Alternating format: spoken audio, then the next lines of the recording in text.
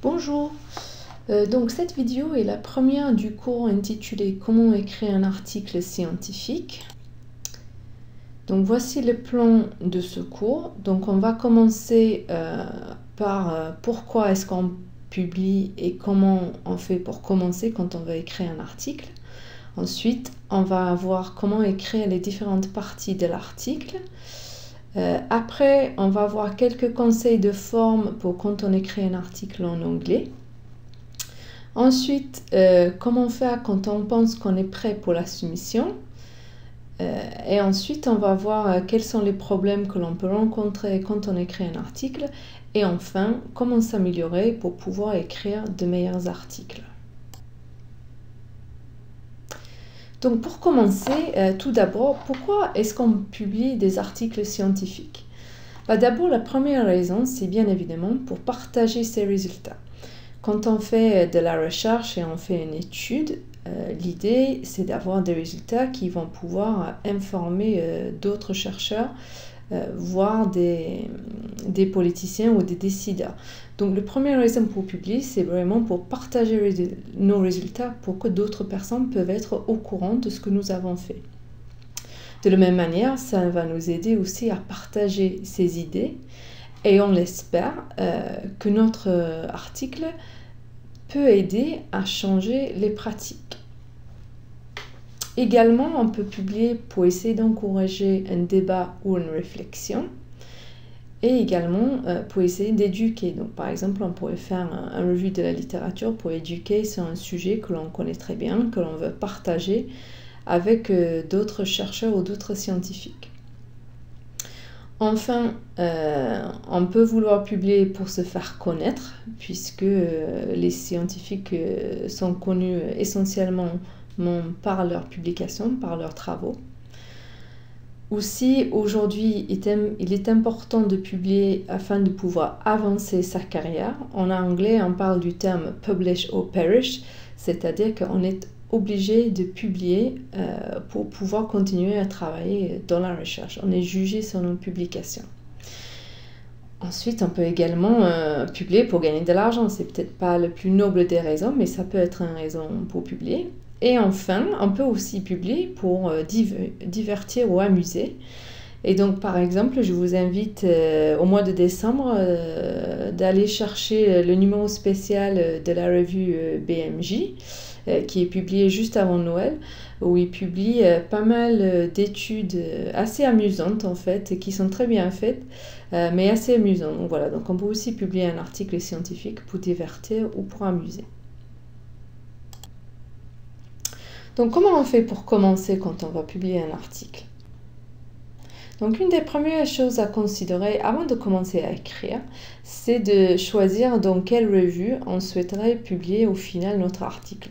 Bien évidemment, on ne peut pas être certain si notre article va être accepté, mais on peut déjà commencer à cibler quelques revues en particulier. Donc la première chose à faire, c'est de faire une liste de 3 à 5 revues cibles que l'on va garder en tête tout au long de l'écriture de l'article, parce que ça va nous aider à structurer et formuler notre article en fonction par exemple du public qui va le lire ou en fonction des instructions données par chaque revue. Donc comment on peut faire pour choisir une revue cible? Tout d'abord, il faut savoir est-ce qu'il y a ou non un comité de lecture, donc c'est-à-dire est-ce que la revue est peer-reviewed, on dit en anglais, relue par les pairs. C'est une marque de qualité en fait si on publie dans une revue qui a un comité de lecture. Donc de manière générale, on essaie d'éviter les revues qui n'ont pas de comité de lecture. Ensuite, on peut considérer donc quels sont les lecteurs de la revue. Donc, est-ce qu'on veut cibler une revue de médecine générale, par exemple, ou même encore plus de sciences générales, ou est-ce qu'on préfère cibler une revue un petit peu plus spécifique à un domaine particulier?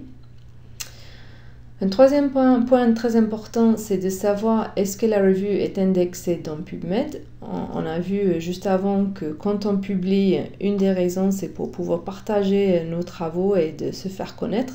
Mais si la revue dans laquelle on publie n'est pas indexée dans PubMed ou dans une autre base de données, mais en particulier c'est PubMed le plus important, comment les autres personnes vont pouvoir savoir que notre article existe. Voilà. Donc de manière générale, on essaie de publier uniquement dans des articles qui sont indexés dans PubMed.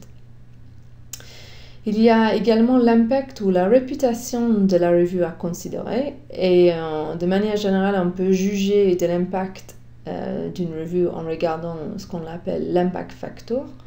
Donc c'est un chiffre en fait qui nous donne le nombre de citations moyennes d'un article publié dans cette revue lors de l'année précédente. Et on peut aussi regarder où se situe la revue dans sa catégorie. Donc par exemple, si on veut publier dans une revue de neurologie, on peut aller regarder dans la catégorie qui s'appelle neurologie et voir quelle est la meilleure revue dans cette catégorie et voir l'ordre en fait des différentes revues. Et comment on fait pour avoir ces informations-là, donc l'impact factor et la catégorie. Donc en particulier, on peut aller chercher cela dans la Web of Science, dans la partie qui s'appelle Journal Citation Reports. Donc, par exemple, l'Université de Toulouse est abonnée à la Web of Science et BiblioInsert également. Donc, si on est sur un ordinateur qui passe par le réseau de la fac ou si on a des codes BiblioInsert, on peut accéder sans problème à la Web of Science, donc qui va pouvoir nous donner des indications sur l'impact factor et la position dans la catégorie de la revue. Aujourd'hui, on doit également considérer est-ce qu'on doit publier dans une revue qui est en accès libre, donc open access en anglais. Donc, comme vous le savez peut-être, surtout quand on a des études qui sont financées par des organismes publics, donc par exemple l'ANR ou le PRCRC, ou en particulier les financements qui viennent de l'Union européenne, très souvent on nous demande aujourd'hui de publier dans une revue à libre accès. Donc, c'est aussi une considération quand on est en train de choisir la revue. Et aussi, il faut regarder aussi quel est l'éventuel coût associé au fait de publier en libre accès. Donc, si c'est demandé par le financeur de l'étude, sans doute on aura prévu dans le budget de l'étude un budget pour la publication. Mais cela peut varier entre les différentes revues, donc c'est à garder en tête aussi quand on est en train de choisir une revue cible. Et enfin, il faut aussi se renseigner si on peut sur la durée du processus de publication. Par exemple, certaines revues, si on leur envoie un manuscrit, si ça ne les intéresse pas, certains vont nous répondre en même pas 24 heures parce qu'ils vont juste regarder le titre et l'abstract et ils vont voir déjà est-ce que ça rentre dans les intérêts de la revue, est-ce qu'ils trouvent que c'est quelque chose qui pourrait les intéresser. Donc, à ce moment-là, ce n'est pas grave si on tente une revue et ils nous disent non parce que ça ne nous aurait pas pris beaucoup de temps. Par contre, il peut y avoir d'autres revues où ils vont prendre 3 mois peut-être pour nous donner une première réponse. Donc, c'est bien aussi d'avoir une idée de quelle peut être la durée du processus de publication. Et pour faire cela, on peut regarder sur le site internet de la revue, des fois on a des informations là-dessus, mais surtout on peut demander autour de nous, parler avec ses collègues par exemple, pour savoir quelle est leur expérience avec une revue en particulier, pour savoir s'ils étaient satisfaits ou non de la durée du processus de publication. Voilà. Et ensuite, on peut regarder également les instructions pour auteurs. Donc, chaque revue sur leur site internet a une page avec ce qu'ils appellent les instructions pour auteurs. Donc, ces instructions vont à la fois nous aider pour choisir notre revue cible, mais aussi, une fois qu'on l'a choisie, ces instructions vont nous aider à préparer notre article. Donc, dans les instructions, déjà, on trouve des informations sur le champ de la revue. Donc, est-ce que c'est une revue généraliste ou sur un champ particulier? Et est-ce que notre article, notre étude, ça rentre dans le champ de cette revue? On peut aussi trouver des informations sur le type d'article qui est accepté par la revue. Certaines revues, par exemple, ne publient que des revues de la littérature. Donc, ce n'est pas la peine d'envoyer une étude originale dans ce type de revue. Également, les instructions vont nous dire quelle est la longueur, la limite des mots en fait pour chaque article, pour chaque type d'article. Et peut-être on va avoir des consignes sur le format de l'article et le style d'écriture. Déjà, est-ce que c'est en anglais britannique ou en anglais américain, par exemple? Mais également, quel est le style des tableaux et les figures? Est-ce qu'on est limité pour un certain nombre de tableaux et figures? Très souvent, on trouve un maximum de 5 tableaux et figures dans un article, mais il faut vérifier dans les instructions pour auteur avant d'écrire et préparer son article. Et enfin, ils vont nous dire comment il faudrait formater les références dans l'article, et peut-être des fois aussi, on peut avoir une limite aussi pour le nombre de références. Donc toutes ces instructions sont importantes à vérifier avant d'écrire, de commencer à écrire un article. Donc avant de commencer aussi, il est important aussi juste de considérer quelques conseils d'organisation, surtout si on a une activité clinique ou autre en même temps que notre activité de recherche. Des fois, ça peut être difficile de trouver du temps pour écrire un article.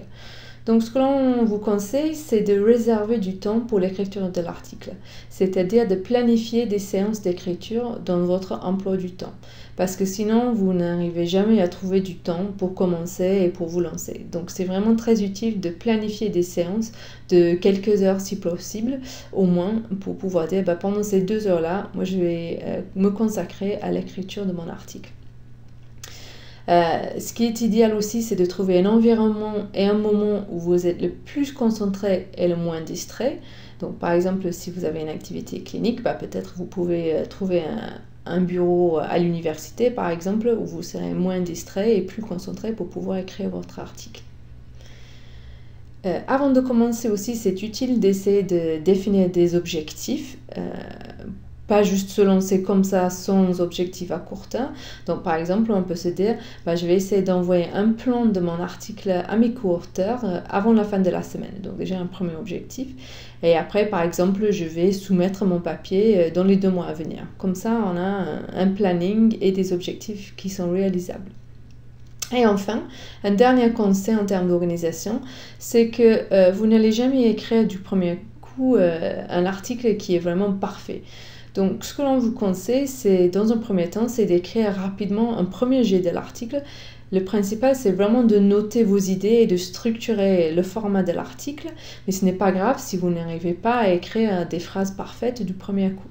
Le principal, c'est d'écrire ce premier jet, d'avoir vraiment une première idée de ce qui va être dans l'article, et ensuite, vous pouvez réviser à plusieurs reprises ce premier jet pour améliorer à chaque fois l'écriture de l'article. Il faut savoir également qu'on n'est pas obligé d'écrire un article dans le même ordre qu'il est présenté au final. Donc très souvent, ce n'est pas du tout obligé, mais très souvent on commence par écrire les parties méthode et résultats, parce que très souvent c'est les parties les plus faciles à écrire.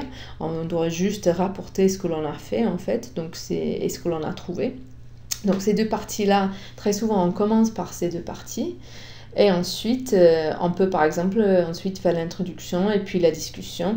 Et de manière générale, on finit par l'abstract, parce que l'abstract, c'est une réflexion du contenu de l'article. Donc on ne peut pas l'écrire avant d'écrire l'article même. Donc vraiment, l'abstract, on fait à la fin. Les autres parties, on peut faire dans l'ordre que l'on veut. Si ça vous plaît de faire l'introduction en premier, mais vous pouvez le faire. Mais c'est juste pour vous dire que ce n'est pas obligé d'écrire dans l'ordre introduction, méthode, résultat, discussion, etc. Et enfin, c'est aussi très utile de faire un plan de l'article avant de l'écrire. Donc l'idée, c'est de définir l'histoire de l'article, donc vraiment juste faire des points pour dire qu'est-ce que je vais mettre dans chaque partie de l'article avant de l'écrire. Et surtout, si vous appréhendez à écrire en anglais, plutôt que de vous perdre dans le fait d'écrire en anglais, c'est bien de faire un plan d'article d'abord pour ne pas oublier finalement l'idée que vous voulez faire passer dans cet article. On vous suggère également de créer des tableaux et des figures vides avant d'écrire l'article. déjà juste pour décider quels résultats sont les plus pertinents pour ce papier. Et comme cela, vous pouvez écrire l'article tout autour de ces résultats-là. Donc, vous n'avez même pas besoin de, si vous ne souhaitez pas de remplir toutes les parties de ces tableaux et ces figures, mais au moins savoir quels résultats vous souhaitez présenter. Et enfin, avant vraiment de commencer à écrire, c'est pas mal aussi de définir le message principal de chaque paragraphe, de l'introduction et la discussion.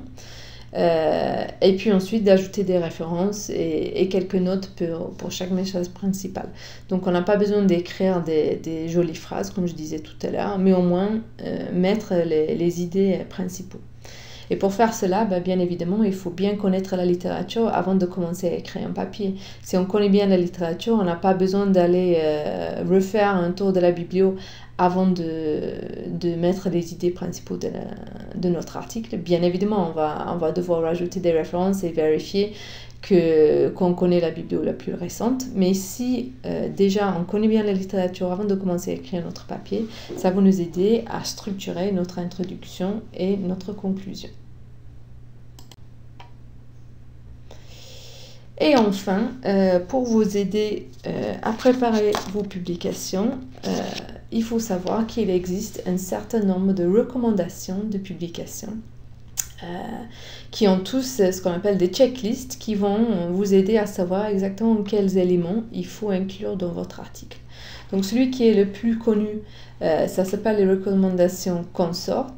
Donc ce sont des recommandations pour les gens qui souhaitent écrire un article qui présente les résultats d'un essai randomisé, un essai clinique. Donc si on a un article sur un essai à écrire, il faut aller chercher les recommandations consort. Dans les plus grosses revues, de toute façon, on vous demande de suivre ces recommandations.